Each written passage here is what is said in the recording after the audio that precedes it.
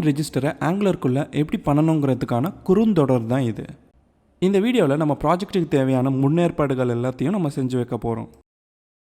இந்த ப்ராஜெக்டை பற்றி சொல்கிறதுக்கு முன்னாடி உங்களுக்கு ஒரு முக்கியமான விஷயத்தை சொல்லிக்கிறேன். நீங்கள் ஆங்குலரோட பேசிக்ஸை தெரிஞ்சு வச்சுருந்தா தான் இந்த வீடியோ உங்களுக்கு புரியும் அப்படின்லாம் கிடையாது. இந்த ப்ராஜெக்டில் எல்லா இடத்துலையும் முக்கியமான தகவல்களை நான் சொல்லியிருக்கிறேன்றதால இந்த ஆங்குலரை பற்றி உங்களுக்கு எதுவுமே தெரிலனா கூட உங்களால் இந்த ப்ராஜெக்டை பண்ண முடியும். இந்த ப்ராஜெக்டில் ஒரு யூசர் லாகின் பண்ணுறதுக்கும் ரெஜிஸ்டர் பண்ணுறதுக்குமான யூஐ பேஜுகளை நீங்கள் பார்க்கலாம். நீங்கள் லாகின் பண்ணாமல் ரெஜிஸ்டர் பண்ணாமல் உள்ளே போக முடியாது. அதோட உங்களுக்கு வேலிடேஷன் எரரையும் இந்த ரெஜிஸ்டர் ஃபார்மில் அது காமிக்கும். வெற்றிகரமாக யூசர் ரெஜிஸ்டர் ஆகிட்டாங்கன்னா அவங்க இந்த ப்ராஜெக்டுக்குள்ளே இருக்கிற டேஷ்போர்ட் பேஜுக்கு ரீடைரக்ட் செய்யப்படுவாங்க. இந்த யூசருடைய நேம் மற்றும் யூனிக் ஐடியானது காமிக்கப்படும். நீங்கள் லாகின் பண்ணி வந்த பிறகு திரும்பவும் லாகின் பேஜ் அல்லது ரெஜிஸ்டர் பேஜுக்கு போக முடியாது. லாக் அவுட் ஆப்ஷனை கிளிக் பண்ணால் தான் நீங்கள் வெளியே மறுபடியும் போக முடியும். ரெஜிஸ்டர் பண்ண அக்கௌண்ட்டுக்கு லாகின் பேஜ் மூலமாக திரும்பவும் நீங்கள் லாகின் பண்ணி போகலாம். இந்த பேஜ்லேயும் ஒரு யூசர் லாகின் பண்ணும்போது ஏதாவது பிரச்சனை இருந்துச்சுன்னா அது வேலிடேஷன் எரராக காமிக்கப்படும்.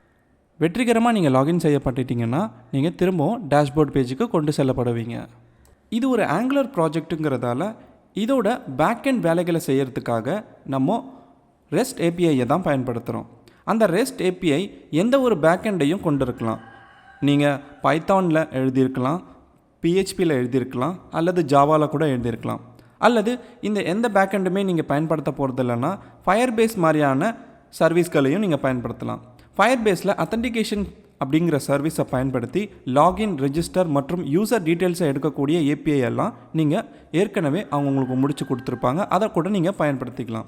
இந்த ப்ராஜெக்ட்லேயும் நான் ஃபயர்பேஸ் சம்மந்தப்பட்ட ஏபிஐ தான் நான் பயன்படுத்தியிருக்கேன். உங்களுக்கு ஒரு வேளை அதை பற்றி தெரியலனா அதுக்காகவே நான் தனியாக ஒரு வீடியோ போட்டிருக்கேன். அந்த வீடியோவை தயவுசெய்து போய் பாருங்கள்.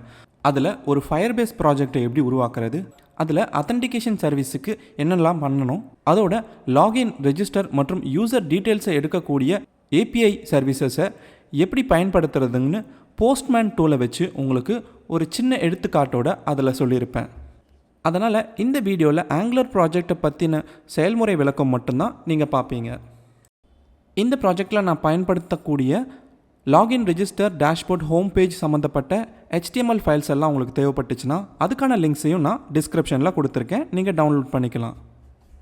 இந்த ப்ராஜெக்ட்டுக்குன்னு சில யூஐ டெம்ப்ளேட்ஸ் எல்லாம் பயன்படுத்துவோம்ல, அதை நான் ஆத் டெம்ப்ளேட்டுன்ற இந்த ஃபோல்டருக்குள்ளே வச்சுருக்கேன்.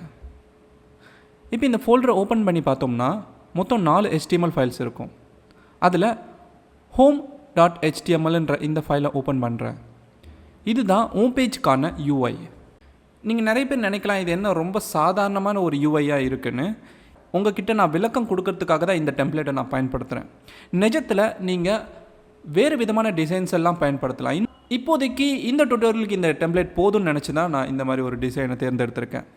அதோட இந்த ஹோம் பேஜின்ற இந்த யூஐ நம்ம இந்த ப்ராஜெக்டில் அதிகமாக பயன்பட போகிறதும் கிடையாது. ஏன்னா இந்த ஹோம் பேஜுங்கிறது சும்மா நம்ம ஒரு வெப்சைட்குள்ளே வந்த உடனே பார்க்கக்கூடிய முதல் பேஜுன்றதால இது அவ்வளோ பயன்பட போகிறதில்ல.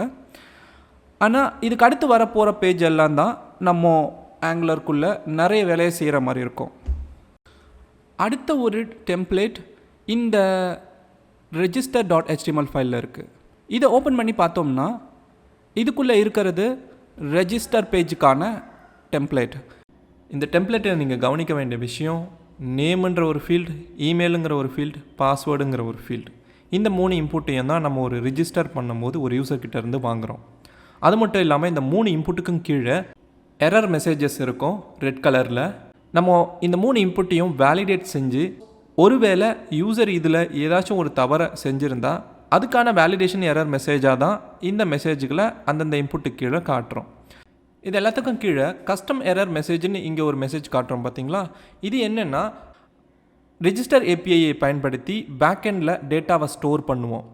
அப்படி அதை ஸ்டோர் பண்ணும் போது அந்த இடத்துல ஏதாச்சும் ஒரு எரர், ஒருவேளை ஏற்கனவே பதிவு பண்ண ஒரு இமெயிலை ரெஜிஸ்டர் பண்ணுற மாதிரி இருந்துச்சுன்னா அந்த எரர் எல்லாத்தையும் பேக்கெண்ட்லேருந்து தான் நம்ம அந்த ஏபிஐ மூலமாக வாங்குவோம்.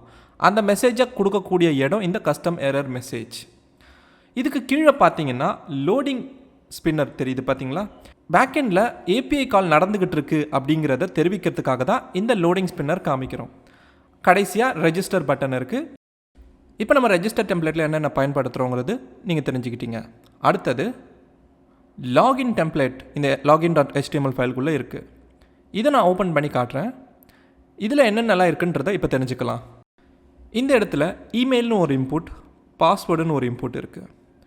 இந்த 2 இன்புட்டும் தான் லாகின் பண்ணும்போது ஒரு யூசர்கிட்டேருந்து நம்ம வாங்குறது. இந்த 2 இன்புட்டுக்கும் கீழே எரர் மெசேஜ்களை காமிக்கிறோம். ஏதாச்சும் அவர் வேலிடேஷன் எரர் சந்திச்சா அது இங்கே தெரியும். லோடிங் ஸ்பின்னர் இங்கே நம்ம காமிக்கிறோம். ஏபிஐ கால் நடக்கும்போது இந்த ஸ்பின்னர் ஆனது தெரியும். அதுக்கப்புறம் இந்த லாகினுக்குன்னு ஏபிஐ கால் நடந்து அதிலிருந்து ஏதாவது வர எரர் மெசேஜை நம்ம இந்த கஸ்டம் எரர் மெசேஜ் அப்படின்ற இந்த இடத்துல கொடுக்குறோம். அதுக்கடுத்து லாகின் பட்டன். கீழே இங்கே பார்த்தீங்கன்னா ரெஜிஸ்டர் அப்படின்னு சொல்லிட்டு ஒரு லிங்க் இருக்குது. அது ரெஜிஸ்டர் பேஜுக்கான லிங்கை கொண்டு இருக்கும். இப்போ லாகின் பேஜில் என்னென்ன வரும்னு தெரிஞ்சுக்கிட்டீங்க. அடுத்தது டேஷ்போர்ட் பேஜுக்குள்ளே என்னென்ன வரும்னு இந்த dashboard.html ஃபைலுக்குள்ளே நம்ம வச்சுருக்கோம். இதில் பெருசாக ஒன்றும் இல்லை. டேஷ்போர்ட் பேஜுன்ற ஒரு டைட்டில், அது கீழே hi unnamed user your Firebase ID is அப்படின்னு சொல்லிட்டு ஒரு ஐடியை காமிக்கிறோம். இது லாகின் பண்ணி வரக்கூடிய ஒரு யூசர் பார்க்கக்கூடிய வார்த்தைகள். ஆனால் இந்த வரிகளில் நம்ம மாற்ற போகிற 2 இடம் இருக்குது. அதுதான் இந்த அன்னேம்டு யூசர் மற்றும் லோக்கல் ஐடிங்கிற இந்த வார்த்தை. இந்த 2 இடத்துலையும் இந்த யூசருக்கான டீட்டெயில்ஸை நம்ம பேக்கெண்டில் ஏபிஐ கால் மூலமாக வாங்கிடுவோம். வாங்கின டீட்டெயிலை நம்ம இந்த இடத்துல காட்டுவோம். அதில் இந்த அன்னேம்டு யூசருக்கு பதிலாக அந்த யூசருடைய டிஸ்பிளே நேமையும், லோக்கல் ஐடிக்கு பதில் இந்த ஃபயர்பேஸில் பதிவு செய்யப்பட்ட இந்த யூசருக்கான யூஐடியை காமிப்போம். இப்போ நம்மளுடைய இந்த ப்ராஜெக்டில் பயன்படுத்தக்கூடிய 4 விதமான பேஜுகளையும் நான் இப்போ காமிச்சிருக்கேன். Home page, register page, login page மற்றும் டேஷ்போர்ட் பேஜ். ஆனால் இது ஒவ்வொன்றும் வேறு விதமாக இருந்தாலும் இதில் 4 பேஜில் ஒரே ஒரு விஷயம் மாறாமல் இருக்குது. அதுதான் மேலே இருக்கிற இந்த நேவிகேஷன் பார். அதனால் நம்ம இந்த நேவிகேஷன் பாரை எல்லா HTML டெம்ப்ளேட்லையும் கொண்டு வராமல் ஒரே ஒரு காம்போனண்ட்டாக இந்த நேவிகேஷன் பாரை உருவாக்கி அதை எல்லா டெம்ப்ளேட்லேயும் உள்ளே வச்சிடுவோம். அப்போ இந்த ஒரு காம்போனண்ட் எல்லா பேஜ்லேயும் நேவிகேஷன் பாராக தெரியும். இப்போ நம்ம இந்த ப்ராஜெக்டை ஆரம்பிக்கிறதுக்கான நேரம் இது அப்படின்னு நினைக்கிறேன். நீங்கள் உங்களுடைய ப்ராஜெக்ட் ஃபோல்டர் எதுவோ அதை நீங்கள் தேர்ந்தெடுத்துக்கலாம். நான் விண்டோஸ் 10 OSஐ பயன்படுத்துகிறேன். அதோட நான் இந்த டி டிரைவுக்குள்ளே இருக்கிற இதே இடத்துல தான் என்னுடைய ப்ராஜெக்டை உருவாக்க போகிறேன். அதனால் நான் என்ன பண்ணுறேன், இந்த ஃபோல்டருக்குள்ளே இருந்துக்கிட்டு மேலே இந்த அட்ரஸ் பாரில் CMDன்னு டைப் பண்ணால் கமாண்ட் ப்ராம்ப்ட் ஆனது ஓப்பன் ஆகும். அதுலேயும் இதே டைரக்டரிக்கு அது சேஞ்ச் ஆகிருக்கும். நீங்கள் ஒரு ஆங்குலர் ப்ராஜெக்டை இப்போ ஆரம்பிக்கிறதுக்கு உங்களுடைய கம்ப்யூட்டருக்குள்ளே ஆங்குலரோட CLI அதாவது கமாண்ட் லைன் இன்டர்ஃபேஸ் சாஃப்ட்வேரை பொருத்தி இருக்கணும். அப்போ தான் உங்களால் இந்த கமாண்ட் ப்ராம்ப்டில் ஆங்குலருக்கான கமாண்ட்ஸ் எல்லாம் பயன்படுத்த முடியும். அந்த ஆங்குலர் CLIயை பொறுத்துறதுக்கு நீங்கள் NPMஐ பயன்படுத்தி இருக்கணும். இது எல்லாத்தையுமே நீங்கள் முழுசாக தெரிஞ்சுக்கிறதுக்கு ஏற்கனவே நான் இந்த ஆங்குலரை எப்படி இன்ஸ்டால் பண்ணுறதுங்கிறத பற்றி ஒரு வீடியோ போட்டிருக்கேன். அதில் நீங்கள் போய் பார்த்து தெரிஞ்சுக்கலாம். நீங்கள் ஒரு ஆங்குலர் ப்ராஜெக்டை உருவாக்குறதுக்கு டைப் பண்ண வேண்டிய கமாண்ட் ng_new உங்களுடைய ப்ராஜெக்ட் நேம். இந்த ப்ராஜெக்ட்டுக்கு நான் வைக்க போகிற பெயர் மை ஆப். இது கொடுத்து என்டர் பண்ண பிறகு ஆங்குலர் இந்த ப்ராஜெக்டுக்குள்ளே நீங்கள் ரவுட்டிங்கை பயன்படுத்த போகிறீங்களா அப்படின்னு கேட்கும். ஒருவேளை நீங்கள் புதுசுன்னா அதுக்கு நீங்கள் பதில் சொல்ல வேண்டியதில்லை, நோன்னே கொடுத்துருங்க. நான் இந்த இடத்துல நோன்னு தான் கொடுக்க போகிறேன். would you like to add angular routing? no. அடுத்தது எந்த விதமான ஸ்டைல் ஷீட் ஃபார்மெட்டை பயன்படுத்த போகிறீங்கன்னு கேட்கும். CSSஐ செலக்ட் பண்ணிக்கோங்க. இப்போ என்ட்ரு கொடுத்த பிறகு ஆங்குலர் உங்களுக்கு தேவையான ஃபைல்ஸ் எல்லாத்தையும் டவுன்லோட் பண்ணி நீங்கள் சொன்ன அந்த ப்ராஜெக்ட் நேமோட ஒரு ஃபோல்டரை அது உருவாக்கிடும். இது முடிய சில நிமிடங்கள் ஆகும். ஆனால் அது முடிஞ்ச பிறகு நீங்கள் இந்த கமாண்ட் ப்ராம்ப்டை க்ளோஸ் பண்ணிக்கலாம். இப்போது இந்த டைரக்டரிக்குள்ளே எனக்கு மை ஆப்னு ஆங்குலர் ஒரு ப்ராஜெக்டை உருவாக்கியிருக்கு. இந்த ஃபோல்டரை நான் இப்போ ஓப்பன் பண்ணால் ஆங்குலர் இந்த ப்ராஜெக்ட்டுக்கு தேவையான ஃபைல்ஸ் எல்லாத்தையும் டவுன்லோட் பண்ணி வச்சுருக்கிறத நீங்கள் பார்க்க முடியும். ஆனால் இப்போ நம்ம இந்த ப்ராஜெக்டை ஓப்பன் பண்ணி எடிட் பண்ணுறதுக்கு VS கோடுன்ற எடிட்டரை பயன்படுத்துகிறோம். VS கோடு ஒரு பிரபலமான எடிட்டர், நீங்களும் அதையே பயன்படுத்த சொல்லி நான் பரிந்துரை செய்கிறேன். இப்போ இந்த VS கோட் விண்டோவை நான் ஓப்பன் பண்ணுறேன். இதில் VS கோட் UI வந்த பிறகு நீங்கள் அந்த ப்ராஜெக்ட் ஃபோல்டரை ஓப்பன் பண்ணுறதுக்கு மேலே இந்த ஃபைலில் ஓப்பன் ஃபோல்டர்ன்ற மெனுவை செலக்ட் பண்ணுங்கள். இப்போது உங்களுடைய டைரக்டரிக்கு போங்க. அந்த ப்ராஜெக்ட் இருக்கிற டைரக்டரிக்கு நீங்கள் போய் உங்களுடைய ப்ராஜெக்ட் ஃபோல்டருக்குள்ளே போயிட்டு நீங்கள் செலக்ட் ஃபோல்டருன்ற இந்த மெனுவை செலக்ட் பண்ண பிறகு உங்களுக்கு அந்த ப்ராஜெக்ட் ஃபோல்டரானது இந்த எடிட்டருக்குள்ளே ஓப்பன் ஆகிடும். இப்போ லெஃப்ட் சைட் பாரில் உங்கள் ப்ராஜெக்டோடைய ஃபைல்ஸ் எல்லாத்தையும் நீங்கள் பார்க்க முடியும். இப்போ நம்ம பண்ண போகிறது நம்மளுடைய ப்ராஜெக்ட்டுக்கு தேவையான யூசர் இன்டர்ஃபேஸை உருவாக்க போகிறோம். அதில் நான் ஏற்கனவே உங்களுக்கு காமிச்ச இந்த 4 HTML ஃபைல்ஸ், அதாவது இந்த ஹோம் பேஜின்ற HTML, register now, login now மற்றும் டேஷ்போர்ட் பேஜ், இது எல்லாமே 4 விதமான பேஜ். இது எல்லாத்தையும் நம்ம ஆங்குலர் ப்ராஜெக்ட்டுக்குள்ளே கொண்டு வர்றதுக்கு 4 விதமான காம்போனன்ட்ஸ் உருவாக்க போகிறோம். கூடவே நேவிகேஷன் பாருக்கான காம்போனண்ட்டையும் உருவாக்க போகிறோம். அதுக்கு நீங்கள் உங்கள் டெர்மினலை ஓப்பன் பண்ணணும். இதுக்கு நீங்கள் Ctrl+Backticksஐ ப்ரெஸ் பண்ணி இந்த டெர்மினலை ஓப்பன் பண்ணலாம்.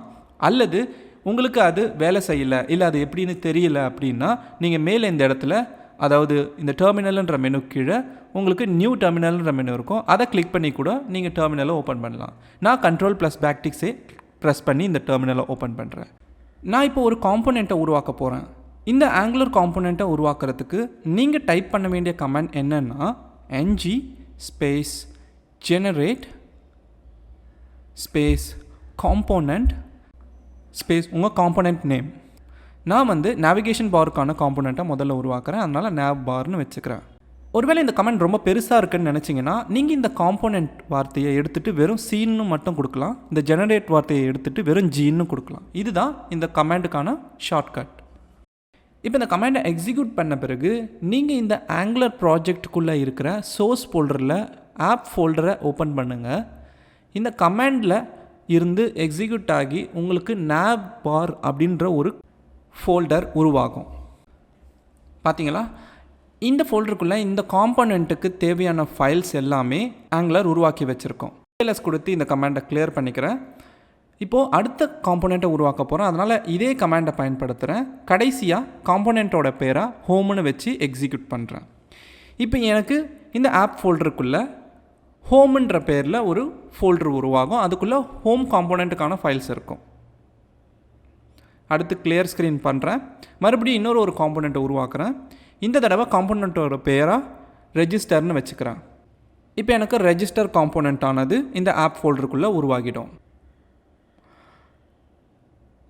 மறுபடியும் ஒரு கமெண்ட் போட்டு காம்போனண்ட் ஒன்று உருவாக்குறேன். இந்த தடவை காம்போனண்ட்டோட பெயர் லாகின் காம்போனண்ட் உருவாகிடுச்சு. கடைசியாக இந்த கமாண்டை பயன்படுத்த போகிறேன். இந்த தடவை டேஷ்போர்ட் அப்படின்னு காம்போனண்ட் பெயர் வச்சுக்கிறேன். இப்போ இந்த டேஷ்போர்ட் காம்போனண்ட்டும் இந்த ஆப் ஃபோல்டரில் உருவாகிடுச்சு. நம்மக்கிட்ட இப்போ 5 காம்போனண்ட்ஸ் இருக்குது. இப்போது இந்த ஆங்குலர் ப்ராஜெக்டை நம்ம வேலை செஞ்சு பார்க்கும்போது உடனுக்குடனே அவுட்புட்டை பார்க்குறதுக்கு நம்ம இந்த ஆங்குலர் ப்ராஜெக்டை ரன் பண்ணணும். அதுக்கான கமாண்டை நான் இப்போ கொடுக்க போகிறேன். அதுதான் ng ஸ்பேஸ் serve. நான் இந்த கமாண்டை எக்ஸிக்யூட் பண்ணும்போது ஆங்குலர் இந்த ப்ராஜெக்ட்டுக்குள்ளே ஒரு இன்பில்ட் சர்வரை ஸ்டார்ட் பண்ணி ரன் பண்ணோம். அந்த சர்வர் ஒரு குறிப்பிட்ட யூஆர்எல் உங்களுக்கு கொடுக்கும். அந்த யூஆர்எல் மூலமாக ப்ரௌசரில் ஓப்பன் பண்ணி பார்க்கலாம். இந்த சர்வரை ஸ்டார்ட் பண்ணுறதுக்கு ஆங்குலர் ஒரு சில நிமிடங்கள் எடுத்துக்கும். அது முடிஞ்ச உடனே உங்களுக்கு இந்த கம்பைல் சக்ஸஸ்ஃபுல்லின்ற வார்த்தை இந்த டெர்மினலில் தெரியும்.